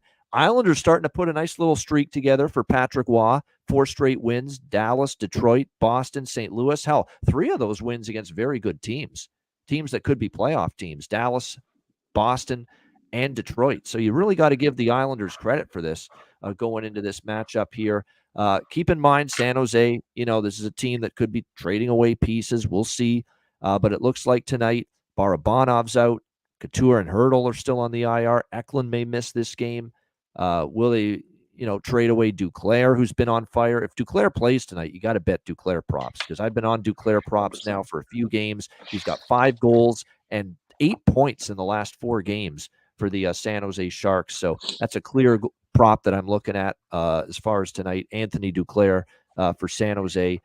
But this one, and I'm not buying in on Corona just yet. By the way, there's a revenge spot for the Islanders. If you remember, back in December, they lost at home 5-4 to the San Jose Sharks in overtime. And I remember being on the Sharks and the draw in that game. It was one of the most thrilling, exciting finishes of the season for me with a bet, having the Sharks and the draw in that game against the Islanders. But times have changed. San Jose's in a bad way right now. The Islanders are actually playing some pretty good hockey. So this, to me, is going to be first period over, full game. I don't know about no trifecta. This is bifecta, because I don't want to ask San Jose to do anything for me. But, first period over, full game over, and I'm also going to go Islanders team total at a very reasonable over 3.5, -125, -130 here in this game. Come on, Magnus Corona, 1 start against Dallas that's not enough. Let's see him play well tonight before we suddenly say Magnus Corona and what is his number still? I'm going to bring them up for the season. Still 5.22 goals against, .851 save percentage, even with the 2-goal allowance against Dallas in that last game. So that's what we're going to look at here. Over bifecta, Islanders team total over 3.5 as well. Alex, Islanders, Sharks. I like the draw here, +420. Yes, Magnus Corona is a bum, but we got to look at what the Islanders have done in San Jose. They've struggled when they go out to the Bay, and this seems like it could be one of those tricky spots, and we're getting good value once again because of this massive line, with the Isles almost being a 3-1 favorite. So at +420 at FanDuel, good number, we'll grab the draw here, and I could definitely see this one being more of a higher scoring. So if you want to sprinkle like a 3-3 correct score, 4-4, we see goals going back and forth. So give me the first period and full game overs as well. That's the over duo, along with the draw at +420. I think I might add the draw after hearing that price, +420. And then I'm looking at the history, and we've seen multiple overtime games in San Jose with these two teams. The game in Long Island went to overtime earlier this year. So yeah, I'm going to get in on that draw, +420 as well at that price. What do you think here in this one, Matt? You got to see Magnus Corona Saturday night against your Dallas Stars. Can he duplicate a good effort here tonight against the Islanders? Yeah, he doesn't have me sold quite yet, but he did play lights out. You got to give him credit for that. So I will be jumping on the bifecta as well. I think there's going to be some goals, especially by the Islanders in the first period, like the over at 6. And then you mentioned it, but I was going to mention it as well. If he's in the lineup, I know he just hired a new agent yesterday. Anthony Duclair has to be on your goal props. He's been lights out lately, but I think I just Googled an article, and he even has come out saying he thinks he's going to get moved, and time is ticking. So if he is going to get moved, I think it's unlikely he plays tonight. But if he's in, that's definitely a goal prop I'll be jumping on. That's got to be like 10th team, isn't it? Anthony Duclair, if he gets traded again. Mr. Suitcase. Yeah. No. Yeah, he's a good depth forward for any team that is looking to make a run. Like, he's hot right now. I think he's 28 years old, something like that. So I know he's a UFA, so it's obviously more of a rental unless he finds like a long-term home. But I think, any team that can get him right now, I'd be all for it. He's insanely streaky, though. He is. Yeah. Like, he's on a heater of a lifetime the last 4 or 5 games. Once that heater comes to an end, you're just as likely to see him go 20 games without a point. Something like that. Like, that's often what we've seen with Anthony Duclair. Yeah, there's 3 Islander goal props that stand out big time because they're all rolling during this win streak. Brock Nelson, number 1, 100%. You got to bet Brock Nelson, too. He's feeling it for the Islanders. The other one's J.G. Pageau. J.G. Pageau has 3 goals in the last 3 games, a little under the radar. And the other one is Kyle Palmieri. He had a hat trick against Boston. He had a goal the other night against St. Louis. Those are the 3 that stand out. They're all rolling at the moment at the same time. Nelson, Pageau, Palmieri for the New York Islanders here tonight against San Jose. And obviously we got to look at Duclair, as mentioned, for the San Jose Sharks. All right, our final game of this Thursday night, which means I'll probably be ending the night the way I did the other night with Vancouver and LA played, listening to a little Nick Nixon and Jim Fox, the LA Kings broadcast. We've got and Darrell Evans. I should not neglect him. He's between the benches. Ottawa Senators, LA Kings. We've got Los Angeles minus 190, home favorites. The total 6 in this matchup. This is going to be and I think I'm doing this with New Jersey as well on this card. I'm doing it with this game too. Give me Kings first period puck line, full game puck line against Ottawa. The Ottawa's just brutal right now. Like, you can't beat an Anaheim team that's got half the roster out last night, trading guys away like Adam Henrique, and you still can't find a way to win. Yeah, watch the Sens win. It's crazy. It is the NHL. Crazy things can happen. But the thing is, you've got LA off a overtime loss to Vancouver the other night. They're still in a situation where they need points. You need to come out strong here in this game against a team that's just faltering badly right now.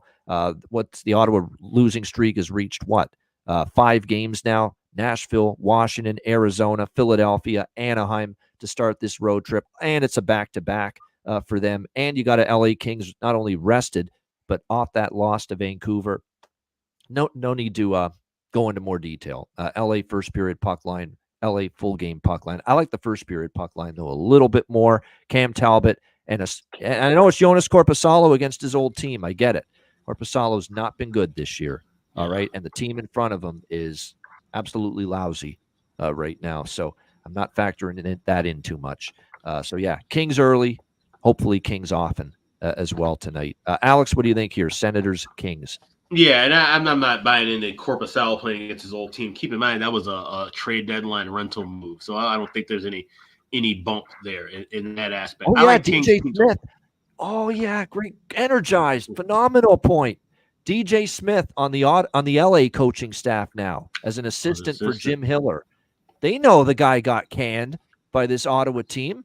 You think that's win one for the Gipper? No, they want to win one because they need points. Let's not kid ourselves. But that's another factor. They see DJ Smith there on the coaching staff. Yeah, this is the team that canned him, sent him packing. Yeah, that's a nice little intangible there. Well said. Well done bringing that up. Yeah, that's a great point. That's a better angle if you're looking for any kind of a spot in that aspect. And certainly, like I said, the way that they got rid of Smith and for him to kind of bounce back with LA, that could definitely be something where things could be jazzed up a bit more. But I like Kings to team total over 3.5. I think we see Ottawa give up goals. Whether they win the game or not is a whole different story. I'm still not sold on LA.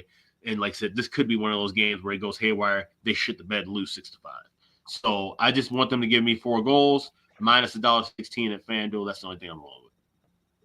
The Kings don't always get me 4 goals, but I might even add the team total tonight just because of who they're playing. It's Ottawa. We're just asking them to get 4. A lot of times they'll win 2-1, 2-0, 3-1, but this could be a night to flex their muscles offensively a bit. If you want to look at that DJ Smith angle and intangible, if this game's 3-1, they're not going to take their foot off the gas. Yeah.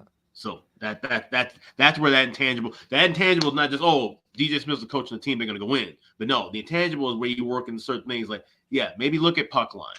Maybe look at the team total, because if it's 3-1, 4-1, they're not going to just ease up and just say we're settled and done. They might be that extra goal in there. So there's some great. I'll let Matt talk about this game first, but there are some great Kings props tonight. There's a lot of lineup changes tonight. The last couple of games, guys playing in different spots, and it's worth talking about. There's going to be some good props with value here for LA from the looks of things tonight. Matt, what do you think here? Final game, Ottawa, Los Angeles. Yeah, I think this is a big game for LA. I won't reiterate everything you guys mentioned as far as coaching last game. Ottawa, I don't know what's going on with them right now. They're obviously sort of at that point that they're just booking their tee times for the off season. So, plus they're in Southern California. They're probably just enjoying their time, and they have to play a game of hockey tonight. So I'm all over LA. I'm kind of combining a bet from each of you. I was hard on LA team total over 3.5, before the show even started. And then I am going to sprinkle on the LA puck line, just given the coaching factor, and the fact that, as Alex mentioned, if it's 3-1, 3-2 in the third, they won't be playing to just get the win. They're just going to keep trying to pump them. So hopefully they win by a couple. And then, I'll let you get into props, but a couple I like Alex Laferriere to score. I might sprinkle a little on him and Artur Kaliev as well, because they're playing together, a couple 0-1 birth years. So, if one scores, it takes care of the other. So, and then Alex Turcotte again, playing on that top line. If he is still on that top line, he's still up at like plus 450, because he hasn't really been producing goal wise. So that's always worth a look. If they do run away with this one, you might get a couple of these props. So something to think about. You're right. There's some, Laferriere's got 2 goals in the last 5 games. Kaliev, you mentioned him on the third line. I like Turcotte. I love the value. I know he hasn't produced, but he's with Kopitar and Byfield. He's going to get opportunities. And then you could take your pick of anyone on the second line right now. Trevor Moore, Phil Deneau, and Kevin Fiala have been outstanding here for LA in recent games. Fiala, how many times have I talked about his goal prop lately? He's got 3 goals in the last 4 games. Phil Deneau has found his offense. Philip Deneau with 4 goals in the last 4 games for LA. And it goes without saying the steady season Trevor Moore has had for the Kings. 3 goals in the last 5 games for him, 24 on the season. So, like I say, share the wealth there with some of those LA player props here tonight in this game. All right, great stuff. That is the Thursday slate. Huge card. Am I seeing this right? 558 live viewers. Yes. Another Thank you record. to everybody. What's everybody happening on Twitter, here? Wow. Twitter and Facebook. Yep. Yeah. My goodness. Because it's only 254 on the YouTube, but it's almost 200 on the Ice Guys Twitter, over 100 on my own Twitter. So that's what's doing it right now. But we appreciate it very much. Hit the like button if you haven't done so already. And again, we're here 7 days a week breaking down every NHL game from a betting perspective. Make sure you sign up at patreon.com/iceguys, just $10 per month. Again, our daily sides, totals, and player props are posted there each and every day. Goalie charts, totals charts, bonus video content, and we will have a Patreon exclusive live betcast coming up in the month of March, available only to Patreon members. Tons of great exclusive content, so make sure you subscribe if you haven't done so already. Your $10 per month go a long way to keeping the show going long term, so sign up for $10 per month at patreon.com/iceguys. We've got our main betcast this month, Tuesday, March 26th, 7 p.m. Eastern time. It's a great slate of games that night. Looking forward to it. DM or email Alex or me for a spot on the betcast, and we'll send you the link for it before it begins. That's Tuesday, March 26th. And last of all, make sure you check out the Ice Guys store, iceguys.myspreadshop.com. Yes, for the next 7 days, you can get 20% off right now at iceguys.myspreadshop.com. Visit the page, click on the redeem button at the top of the page, and 20% will be taken off of your order. Anything you got, we got everything except for some caps. There are some caps that are sold out, but all the shirts, all the hoodies, some crazy weather. You probably need to get a shirt and a hoodie these days. So definitely get your shopping needs taken care of. All the stuff that's available right now, 20% off at iceguys.myspreadshop.com. That's good. And Matt's right in the chat mentioning your last Patreon exclusive betcast, Bargain Bin Best Bet Sweep on the show that day.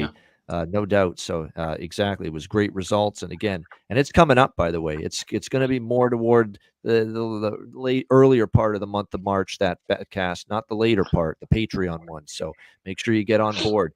And subscribe, patreon.com/ice guys. All right, we will be back with Bargain Bin Special of the night and best bets right after we hear from our great sponsors, Boston Hemp.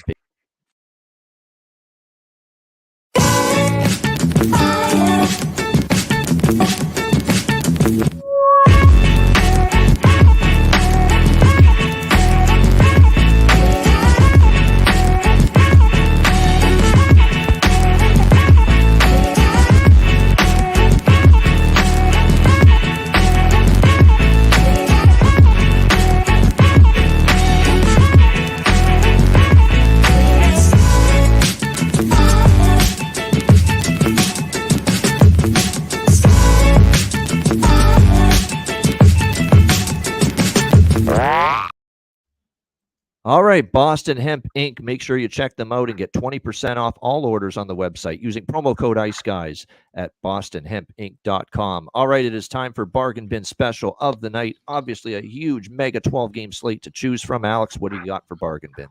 Yeah, let's go to that Florida-Philadelphia game. And somebody who just got paid today is Mr. Gustav Forsling. Got a nice little 8-year contract extension. Kudos to him.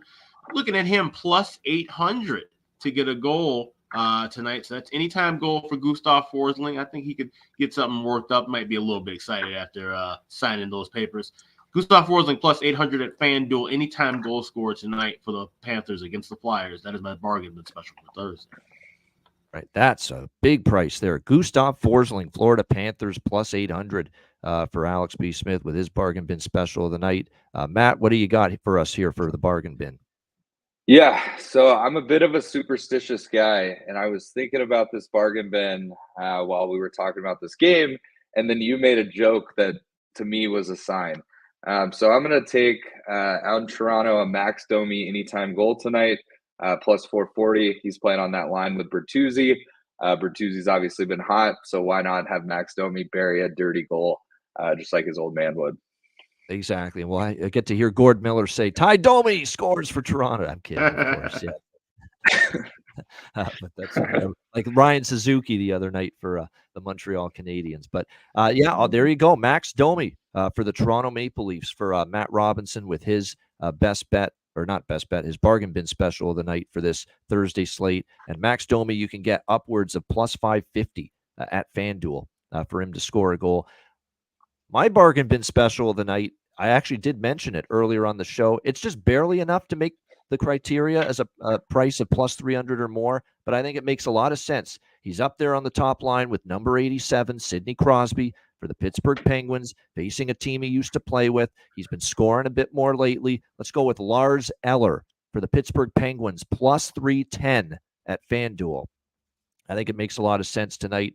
Like that one quite a bit. Up on the top line with Sid, plus 310, Lars Eller, Pittsburgh Penguins against his old team for my bargain bin special of the night. All right, best bets to wrap it up. Alex, what do you like for best bet?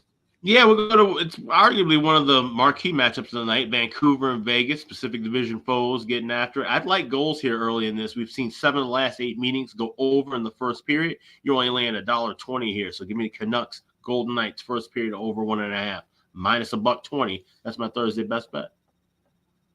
Right, there it is. Vancouver, Vegas, over 1.5 first period. Best bet for Alex B. Smith. Matt, what do you got for best bet? Yeah, the chat's probably fired up. No Stars plays tonight. No, so I think I'm going to take it to that same game with Max Domi, and I'm going to take the Toronto-Boston first period over. I think both teams will come out hot. Both have been a couple slow games, but traditionally, both of these teams want to win, especially Toronto, given the series this season. So, yeah, Toronto-Boston first period over 1.5. That'll be my best bet. All right, Leafs Bruins over 1.5 first period. Best bet for Matt Robinson for this Thursday card. My best bet for this Thursday slate. Now, after we talked about it so much, I'm just figuring out how do I want to approach it. What bet do I want to use on this team tonight? That final game, Senators and Kings. I'm going to go with the first period puck line because it's the best price. It's the best value. Come out ready. You lost to Vancouver, hard fought, tough loss the other night. Ottawa's ripe for the picking here tonight. Plus 148 at Pinnacle for LA Kings first period puck line. Let's take that. Get the lead in the first 20 minutes. Off a loss against a dead to rights Ottawa team that's been miserable here these last 5 games.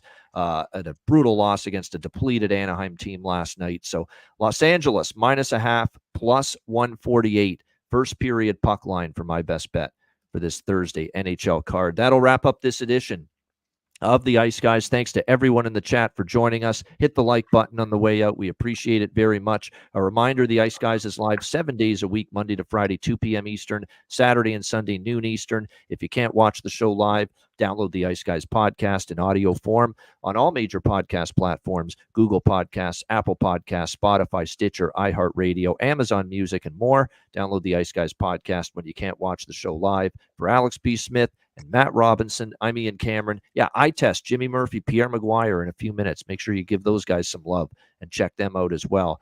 Enjoy the games and good luck on this Wednesday night, or on this Thursday night, I should say. And we will be back with you tomorrow for a Beantown Friday, 1 hour before the trade deadline on Friday. It's going to be a wild show on Friday, a wild Beantown Friday edition of the show. Very exciting. Make sure you join us then tomorrow on Friday for another edition of the Ice Guys.